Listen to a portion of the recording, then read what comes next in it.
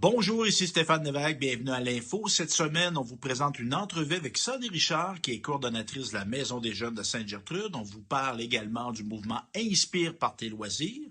On vous rapporte les résultats de l'école secondaire Jean-Nicolet à une course de cross-country et on vous présente une série de belles annonces de la MRC Nicolet-Yamaska.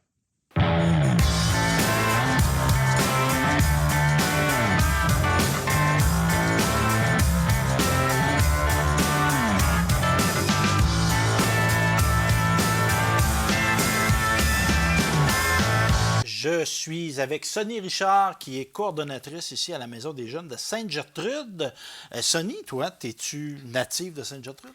Oui, je suis née ici, puis j'habite toujours ici. Ouais. Fait que là, je présume que tu es une ancienne jeune qui fréquentait ce lieu-là. Bien, physiquement, là, on est en ce moment dans... En tout cas, c'est un local multi-usage, mais entre autres, il y a une section Maison de jeunes. Ouais. On est à Sainte-Gertrude. C'est quoi l'adresse de la Maison des jeunes ici? C'est le 6345 rue des Pins à Sainte-Gertrude. Donc, c'est à proximité de l'école, de l'ancienne caisse populaire. Puis toi, tu fréquentais quand tu étais ado. Oui, de 12 à 17 ans, j'ai pas manqué un soir, ou à peu près, là. OK. Ouais. Puis je trouve ça intéressant. Qu'est-ce qui t'amenait à venir à la Maison des jeunes? C'était différent un peu, là. Dans ce temps-là, nous, on était vraiment plus... on avait vraiment plus un sentiment d'appartenance. Tu sais, on venait à tous les soirs, puis on était une grosse gang, puis nous, c'était comme notre lieu de réunion, si on veut. Fait qu'on allait vraiment plus là pour voir nos amis, plus que pour suivre la programmation des activités. C'était pas les activités qui nous attiraient, c'était de voir nos amis, puis nos liens avec les intervenantes qui travaillaient, là. OK. Et là, tu aimais ça, mais tu as vraiment aimé ça parce que tu as étudié en éducation spécialisée et tu travailles à la Maison des jeunes depuis combien de temps? Ça fait 4 ans, mais ça fait 3 ans dans mon poste de coordonnatrice. OK. Fait que là, il y a des gens qui vont dire, ben, la Maison des jeunes, là, c'est une place, les jeunes, ils viennent, là, puis ils jouent au ping-pong, puis ils niaisent. Ouais. C'est pas ça. Non, c'est l'image qu'on change. Oui, il y a une philosophie, il y a une mission. Ouais. C'est pas juste un local où il y a des jeunes qui se ramassent. Non, C'est exactement. beaucoup plus que ça. Oui, une maison des jeunes, c'est un milieu de vie qui est pour les jeunes de 12 à 17 ans. Puis l'objectif, c'est vraiment qu'au contact d'adultes significatifs, qu'on dit dans notre mission, que les jeunes puissent devenir des citoyens critiques, actifs et responsables. Donc, si tu viens à la Maison des jeunes puis tu veux pas t'impliquer dans rien, tu n'es pas nécessairement à ta place. Quand tu dis être un citoyen, c'est qu'exemple, on a comme un genre de conseil d'administration de jeunes ici, comment on appelle ça? Un conseil des jeunes. Un conseil des jeunes. Donc, tu peux te présenter. Te présenter pour faire quoi? Bien, dans le fond, sont 5 jeunes là, qui siègent sur le conseil des jeunes. Puis dans le fond, chaque mois, ils se retrouvent là, sur une table de concertation, dans le fond, pour décider un peu des activités qui se passent, des sorties futures. On les implique dans plusieurs décisions qui doivent se prendre, là. Comme là, par exemple, on a un projet d'agrandissement. Bien là, les jeunes, ils ont un pouvoir décisionnel sur plusieurs choses. Fait que c'est vraiment une façon de les impliquer dans le milieu qui est le leur, dans le fond, là. Puis tantôt, tu parlais de citoyens, de faire ça, ça les prépare au futur, dans le fond. Et, ils vont peut-être être dans un conseiller municipal, député, ou vont s'impliquer dans une coopérative d'habitation.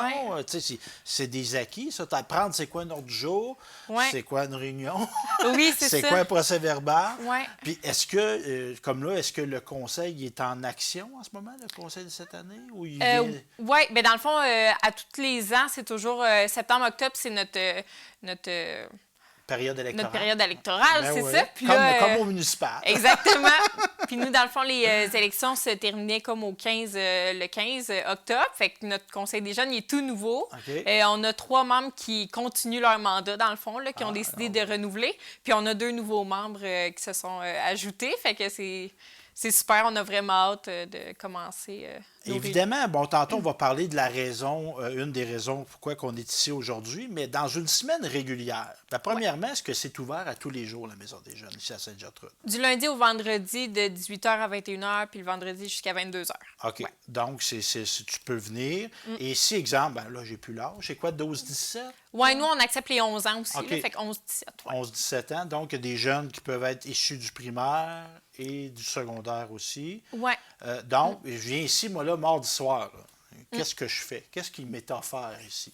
Ben, on a un calendrier toujours qui est offert, un calendrier d'activités, fait que ce soit des activités de cuisine, des activités sportives, des activités créatives. On a toujours une programmation qu'on offre, mais bien sûr, on y va avec les jeunes qui viennent le soir. Fait que si, par exemple, ils arrivent et ils n'ont pas envie de faire l'activité qui est prévue, bien, on s'adapte à eux. Si ça leur tente, par exemple, d'écouter un film, de faire une activité du dessin, par exemple, ou de la peinture, bien, on s'adapte vraiment. Puis il y a des soirées où on fait juste discuter, là. On s'assit sur le divan puis on parle parce que c'est ça le besoin des jeunes. Ils ont besoin de se confier ou peu importe. Fait que c'est large, mais bien sûr, à toutes les fois qu'on fait des activités, il y a toujours comme un objectif derrière qui est lié à notre mission. C'est rendre critique, actif et responsable, ça se voit dans plein de sphères. Fait qu'ils sont pas obligés. Vous êtes ratoureuse, là, parce que tu des gars dans l'équipe? Non, on est juste des filles présentement. Il y a toi, on va les nommer. Oui, moi, il y a Karine, il y a Marie-Philippe, Stéphanie et Jenny. On est une grosse équipe. Donc, c'est ça. Fait que là, vous êtes des ratoureuses. Là, vous avez une idée en arrière de la tête. Là. Oui, on essaye en tout cas. Tout le temps, le plus souvent possible, oui. Parce que, dans le fond, tu me parles de mission. Est-ce que le mot mission éducative, c'est pas une école, mais, tu sais, exemple, on va sensibiliser à la prévention des toxicomanies, on pourrait faire ça, les relations amoureuses quand on est jeune, la rééducation sexuelle aussi, oui, peut-être. C'est ça. Donc, on va intégrer ça. Oui. OK. On pousse tout, on y va beaucoup dans l'informel le plus souvent possible parce que les jeunes, on dirait que quand c'est trop formel, on va parler de sexualité. Oui, c'est ça. Il y a des fois où c'est le fun, mais tu sais, ils sont moins impliqués à parler dans ces contextes-là. Fait qu'on y va plus de façon informelle. Par exemple, on ramène des situations qui se passent soit chez eux, à l'école, des amis, puis ça fait en sorte qu'on arrive à aller chercher c'est quoi leur opinion là-dedans, c'est quoi leur connaissance, s'ils ont un besoin aussi là-dedans. Fait qu'on y va beaucoup dans l'informel plus que dans les activités dirigées. Là. OK. Puis là, tu me parlais d'agrandissement. La maison des jeunes demeure sur la rue des Pins, mais c'est quoi? On va agrandir par en arrière? Par en avant. Dans le fond, la salle juste à côté ici va nous appartenir. Fait que ce qu'on va faire, c'est qu'on va tout démolir les murs pour faire une grande aire ouverte. Oh, parce que là, on a comme un salon qui est cool, mais il est un petit peu... Oui, ça restreint, tout le temps. Dans le contexte de la pandémie, il était restreint encore plus. Oui. Hein? Fait que là, dans le fond, on ferait un grand salon. Ouais, ben, on aurait plusieurs aménagements, en fait. Là. On ferait l'aménagement, un salon plus complet, là, ce serait avec un projecteur au lieu d'une TV. Fait que, ça serait plus grand, un cinéma maison, tout ça. La cuisine, on va se faire installer un grand îlot, fait que ça va être plus de surface de comptoir, tout ça. On va avoir l'aménagement d'un coin créatif. Fait que vraiment, avec beaucoup de matériel d'art, puis plus d'espace, une table faite juste pour ça, un coin entraînement aussi, fait qu'avec des poids libres, tout ça. Puis on va pouvoir s'acheter dans le fond une table de pool, une table de ping-pong, fait que ça va vraiment attirer plus de jeunes aussi, puis on va pouvoir offrir plus de services, puis on va aussi avoir un coin, je ne l'ai pas nommé, pour les devoirs puis l'étude. Là. Fait que vraiment un coin isolé, banquette, tout ça. Vraiment quelque chose d'intéressant pour les services d'aide. Puis moi, j'ai été franchement impressionné par le derrière. L'extérieur en arrière, c'est accessible aux jeunes, ça? Oui. Une genre de comme un pergola. Oui, une pergola. Oui, ça appartient ça à la Maison des jeunes. Là, et on a même un endroit pour se faire des feux, je pense, sécuritaire puis tout ça. Fait que, tu sais, vous êtes gâtés, c'est un beau terrain. Est-ce qu'il y a des collaborateurs? Est-ce qu'il y a des gens que tu voudrais nommer, des organismes qui aident la Maison des jeunes? Oui, bien, on reçoit beaucoup de collaborations là, quand même. Là. Nous, on est financé à la base par le PSOC, là, qui est le Programme de soutien aux organismes communautaires. Fait que c'est le CIUS qui finance le gros. Mais pour nos projets, on a plusieurs partenaires. Par exemple, pour l'agrandissement, on suppose, parce qu'on n'a pas de confirmation, là, mais avoir le support de la ville de Bécancour, de Desjardins, de Loisirs Sport Centre du Québec et de Donald Martel, le député. Puis, pour différents projets, par exemple, comme le projet L'Art de persévérer, bien, il y a la TREC qui nous finance. Donc, le gouvernement du Québec qui est comme... c'est eux autres le gros bailleur de fonds. Fait que c'est ça, on a plusieurs partenaires quand même. Donc, c'est ça, ça nous permet de réaliser. Puis si on veut en apprendre davantage, Sonia, évidemment, on a la page Facebook de la Maison des jeunes. Je ne me trompe pas, il y a une page Facebook. On appelle comment ici la Maison des jeunes? C'est-tu la Maison des jeunes de Sainte-Gertrude? Oui, MDJ Sainte-Gertrude sur Facebook. OK, pas un nom, là, l'envol ou le... Non, OK, c'est correct, c'est comme ça qu'elle s'appelle. Non, on aime ça, Sainte-Gertrude. Et je voudrais que tu me parles en particulier du projet L'Art de persévérer. parce que là, je ne vous conterai pas de mentir. Pourquoi on est ici aujourd'hui? C'est qu'on fait un documentaire sur une série d'ateliers qu'il va y avoir. Là, j'aimerais ça comprendre la genèse. D'où Ouais. que ça vient de dire, on va offrir, là, j'ai dit 1, 2, 3, 4, 5, 6, 7, 8, 9, 10 ateliers, rien de moins. Ouais. D'où que ça part, cette idée-là de faire le projet L'art de persévérer? À Bécancour, dans le fond, la CDC de Bécancour, elle offre Corporation de développement communautaire. Exactement. Parce que des fois, on se parle entre nous autres, on dit ces On termes-là, est mais là-dessus, ouais. il y a du monde qui ne savent pas c'est quoi. C'est ça. Donc, à partir de la CDC, c'est ça, il y a une table, dans le fond, de concertation jeunesse qui s'appelle Synergie Jeunesse. C'est Oui. notre concertation, dans le fond. Oui. Où siègent vraiment tous les organismes de Bécancour, puis il y en a certains de Nicolet parce qu'ils couvrent le territoire, qui, dans le fond, ensemble, on discute de nos enjeux là, en commun, tout ça, s'il y a des opportunités de projet. Puis, avec la pandémie, on avait tous remarqué il y avait certains enjeux là, au niveau de nos jeunes, l'isolement, aussi la baisse de l'estime de soi, parce que justement, là, quand tu es isolé, tu vis moins de réussite. On dirait que c'est dur pour le moral, c'est dur aussi pour la confiance qu'on a en nous-mêmes. Fait qu'on a essayé de travailler sur un projet en commun. Donc, c'est pour ça qu'on est affilié à d'autres organismes. parce que quand tu dis on, c'est que ça n'a pas été que seulement la Maison des jeunes de Sainte-Gertrude. Mais non! On a la Maison Ouais. des jeunes de Saint-Angèle. Saint-Angèle, puis de Bécancour aussi. Bécancour. Ouais. Donc, on s'est alliés à 3, puis on a décidé de présenter un projet. En fait, non, on était avec... c'était vraiment la table Synergie Jeunesse. OK. Donc, on était plusieurs organismes. Puis, on a décidé, dans le fond, de se faire un plus petit comité de personnes qui voulaient justement s'impliquer dans le projet. Donc, on a la relance Nicolet Bécancour, Ben oui. on a la rue Bécancour, puis on a le Carrefour Jeunesse Emploi aussi qui s'est jumelé à nous pour justement monter un projet pour les jeunes. Puis, pourquoi ça se passe dans les maisons des jeunes? C'est parce que c'est nous qui a les jeunes dans notre milieu, dans le fond. Parce que les ateliers vont avoir lieu dans les 3 maisons de jeunes.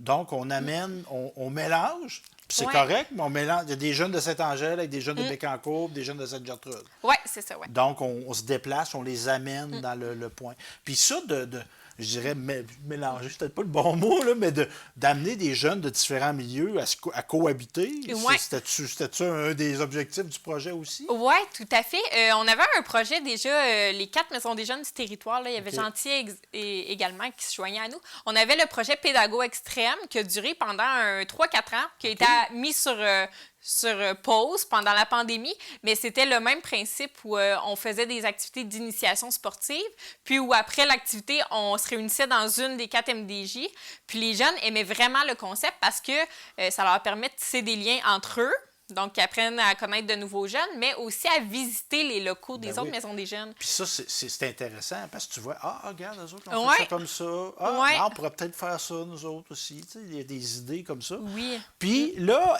en quoi vont consister les ateliers?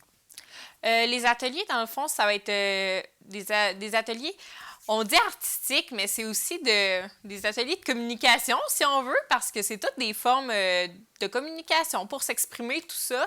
Fait que, dans le fond, ça va être des ateliers où un formateur, un animateur va donner comme une petite formation, un atelier aux jeunes sur les sujets On va avoir déterminés. un graffiteur, on va avoir un slammer, ou slammer, je regarde ça. Un rappeur, Un rappeur. qui fait du slam, ouais. Moi, je vais être là. On va venir parler de journalisme. On a des gens au niveau de l'écriture aussi, de romans. Ouais. Peinture et poèmes, et aussi au niveau de la production radiophonique. Ouais. Une photographe qui va être là. Et dans le déroulement type, donc une formation, il y a une mise en pratique. Ouais. Et après ça, on a toujours un genre de social. Oui, c'est ça, oui. Donc, c'est ça. Après l'activité, quand c'est dans une pédagogique, là, on offre un repas où tout le monde peut jaser ensemble, puis une soirée ou un après-midi dans la maison des jeunes, là, libre. Puis, on reçoit toujours la visite d'un des 3 organismes partenaires. Donc, par exemple, ce soir, on va avoir la visite de la rue Bécancour. Donc, un intervenant qui vient.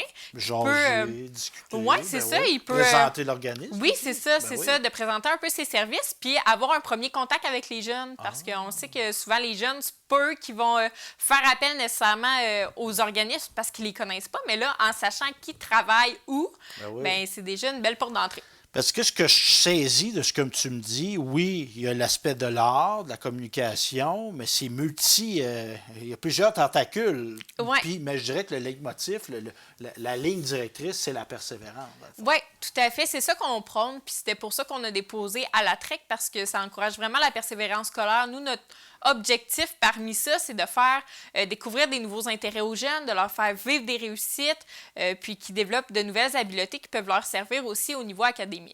Et il y a le fameux briser l'isolement. Oui. C'est dans la philosophie d'une maison de jeunes. Puis il a été magané, l'isolement pendant la pandémie, Ouais. tu le mentionnais tantôt. Ouais. Fait que là, on a une occasion de se rencontrer. Évidemment, on respecte les mesures sanitaires, mais on est ensemble. Ouais. Bien, je te félicite, ma chère, pour ce projet-là, puis tes collègues aussi des 2 autres maisons de jeunes. Merci. Merci. Plaisir.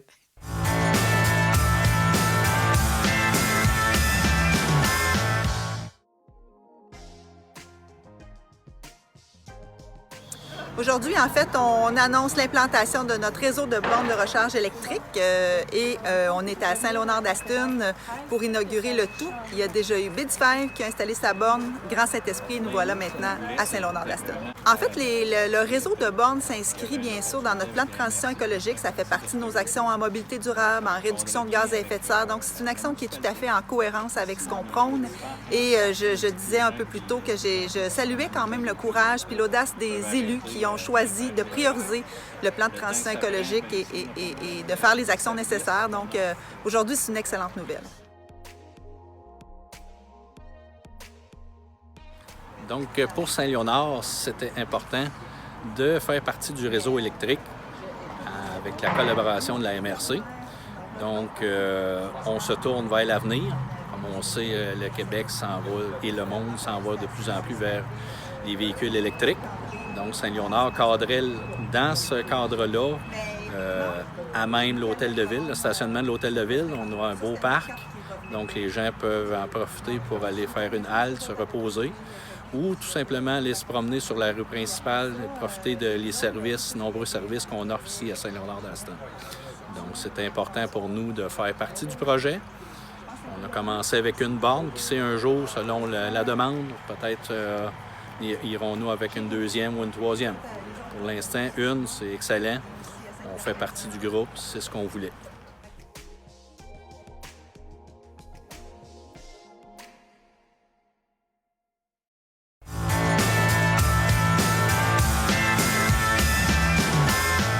C'est le 14 septembre dernier que la MRC Nicolet-Yamaska a inauguré sa citerne d'eau potable dans le cadre de son plan de transition écologique. Ce projet est rendu possible grâce à la contribution financière du ministère des Affaires municipales et de l'Habitation, un montant de 12 997 $ ainsi que d'une somme de 6 500 $ de Desjardins. La MRC Nicolet-Yamaska a pour objectif une réduction de 20 % des matières résiduelles sur son territoire. Cet objectif, inclus dans son plan de transition écologique, fait partie de 5 grands enjeux environnementaux auxquels elle souhaite poser des gestes concrets. Au cours de l'été, la citerne qui se voit une remorque fermée, équipée de buvettes et de robinets branchés directement à l'aqueduc municipal, a été utilisée dans les municipalités de Pierreville, Saint-François-du-Lac, Saint-Siphirin-de-Courval et Baie-du-Fèvre.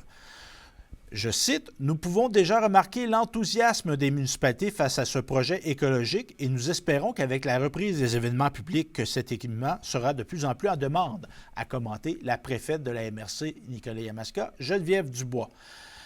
Notons que par cet achat, la MRC partage l'équipement à ses 16 municipalités gratuitement. Nous avons d'ailleurs travaillé avec 2 entreprises locales, signées François Roy et Lettrage Griffon, pour lui afficher les couleurs de la MRC et pour qu'elle devienne l'ambassadrice officielle de notre plan de transition écologique, a conclu Geneviève Dubois. Toujours concernant le plan de transition écologique, la MRC Nicolet-Yamaska vient d'apprendre une bonne nouvelle. En effet, notre MRC va être en nomination pour un prix de la Fédération québécoise des municipalités du Québec. On est dans les 3 MRC qui sont mises en nomination. Rappelons qu'en 2019, la MRC de chez nous, Nicolet-Yamaska, était la première au Québec à se doter d'un plan d'action concret qui contient 40 actions justement. Je cite maintenant la préfète Geneviève Dubois qui dit « Grâce au leadership municipal et à la mobilisation du milieu, la MRC est très fière d'être une pionnière au Québec dans l'adoption d'un plan de transition écologique à l'échelle d'une MRC. Cette nomination démontre le dynamisme de notre organisation au plan municipal et nous sommes fiers d'être parmi les finalistes pour ce prix. Je tiens à souligner la détermination et le courage des élus de notre MRC à faire de la transition écologique une priorité, a commenté la préfète Geneviève Dubois.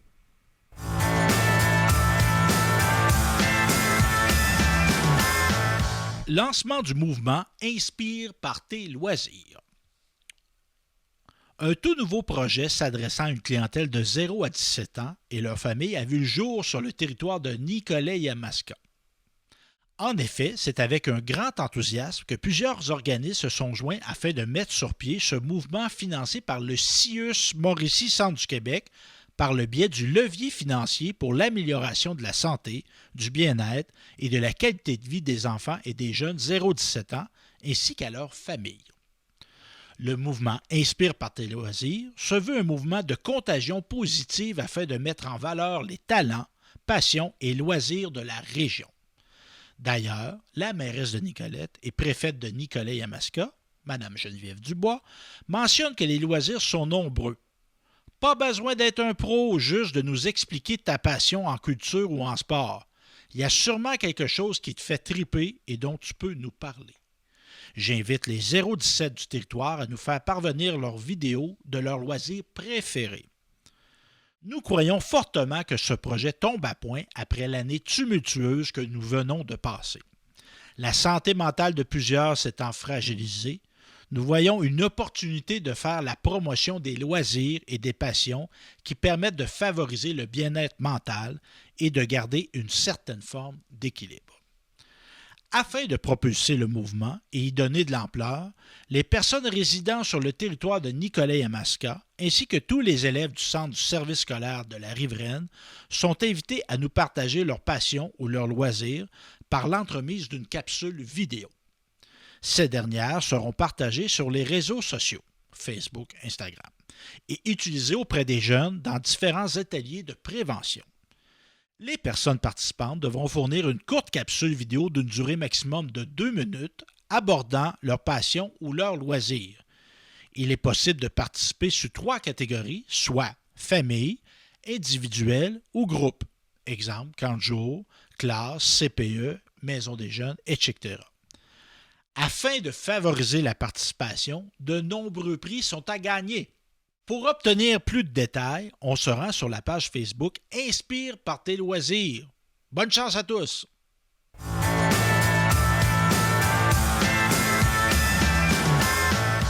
Pêcheurs Nature transmettent sa passion aux mordus de la pêche. C'est dans la municipalité de Sainte-Monique qu'une des rares entreprises de guidage de pêche sur la Rive-Sud a ouvert récemment ses portes.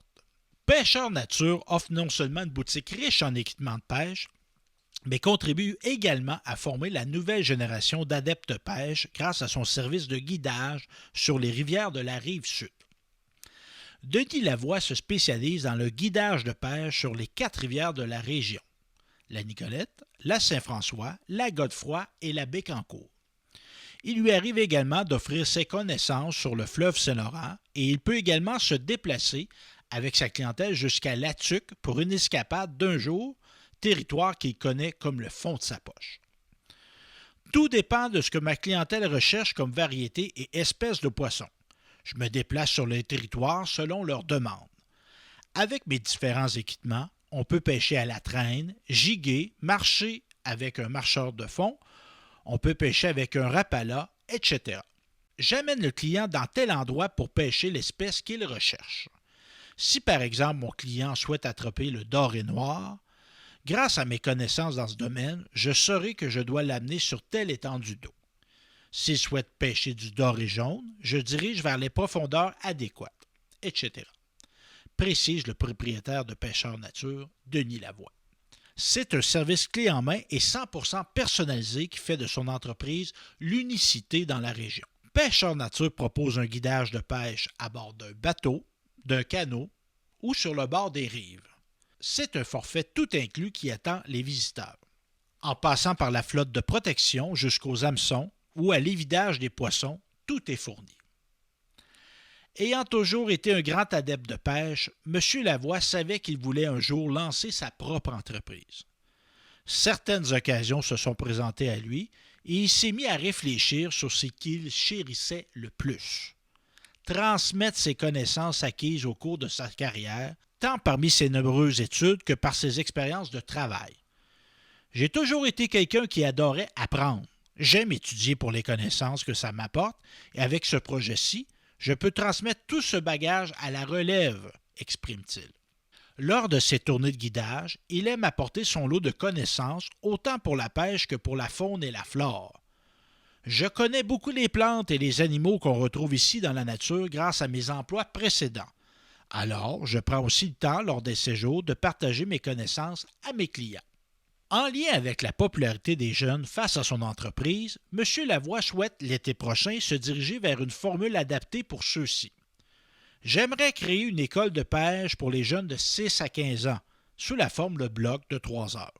Comme ma clientèle est 50% des familles, je mise beaucoup sur l'apprentissage des différentes techniques de pêche et des espèces, et je trouve que d'ajouter un camp de pêche pourrait être une belle alternative pour les jeunes en congé d'été, partage-t-il. Également, le promoteur souhaite augmenter ses points de vente à travers la région. Il mise sur les campings puisque beaucoup d'adeptes de pêche y sont présents l'été. Sa boutique à Sainte-Monique offre aussi une panoplie d'outils de pêche. En passant par les leurres, les mouches, les cannes à mouches et les cannes à pêche, il a de tout pour tous les types de pêcheurs.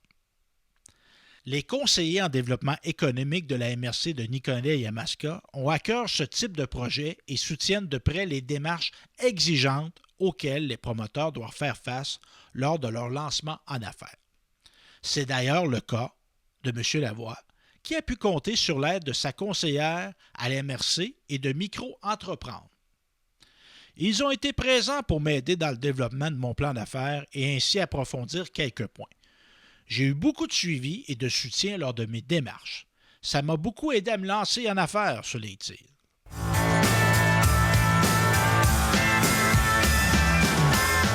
L'école Jean-Nicolette, bien représentée à la course régionale de cross-country. L'école Jean-Nicolet s'est présentée à Saint-Tite pour la course annuelle de cross-country du réseau du sport étudiant de la Mauricie avec une impressionnante délégation de 29 jeunes déterminés. Bien que la participation était limitée en raison de la pandémie, l'entraîneur Yannick Béliveau s'est réjoui de l'enthousiasme des élèves athlètes de Nicolette en ce 29 septembre. Nous étions limités dans les inscriptions. Si nous avions pu, on aurait amené 50 élèves tant l'intérêt est grand pour la course à pied à Jean-Nicolette, rapporte enthousiaste l'enseignant. C'est un retour à une quasi-normalité pour nos coureurs. On pouvait s'entraîner, mais il demeure que c'est stimulant de se mesurer aux autres écoles. Nous avons de bonnes recrues et nos vétérans sont au rendez-vous, explique Yannick Béliveau, un passionné de course à pied depuis de nombreuses années, qui se réjouit, entre autres, de la belle deuxième place dans le juvénile de Victor Roy et des performances de Zoé Roy et Félix Duguay. Ceux-ci ont terminé au 3e rang chez les cadets. Nous avons à Jean-Nicolet 2 structures. On a un volet triathlon avec les éclairs. J'ai 24 élèves qui s'entraînent les mardis soirs et les midis. On a également parti un club de mise en forme pour ceux qui veulent se prendre en main. À notre premier midi, on a eu 26 élèves de tous les niveaux qui sont venus courir. Après un temps, certains ont marché, mais c'est vraiment pas grave. Ils ont pris l'air et fait de l'activité physique. Et on a notre course de l'an santé qui s'en vient à la fin du mois d'octobre, rapporte-t-il en mettant l'accent sur l'accessibilité de ce sport. Tout le monde peut faire de la course à pied partout, peu importe la surface. C'est accessible 12 mois par année. Tu peux courir seul ou avec des amis. C'est bon pour le mental et le physique. C'est vraiment un bon sport, conclut-il.